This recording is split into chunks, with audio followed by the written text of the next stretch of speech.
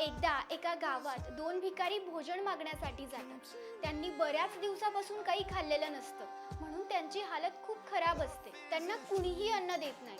शेवटी ते ठरवतात की या गावाच्या शेवटच्या भागात एक मोठा बंगला आहे, आपण तिथे जाऊन काहीतरी खायला मागूया, तिथे आपल्याला नक्कीच काहीतरी मिळेल. ते दोघेही त्या बंगल्याच्या बाहेर जातात, आवाज देतात आणि काहीतरी खाण्यासाठी मागतात. परंतु आतून मात्र एकच चपाती येते.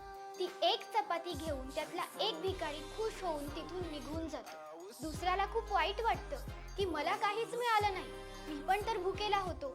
त्याला रडायला येतं. तो त्याच्या नशिबाला दोष देतो, आतल्या आत राग करतो आणि कसा बसा स्वतःला सावरून तो तिथून निघायला लागतो. त्याला घरातून आवाज येतो, थांबा.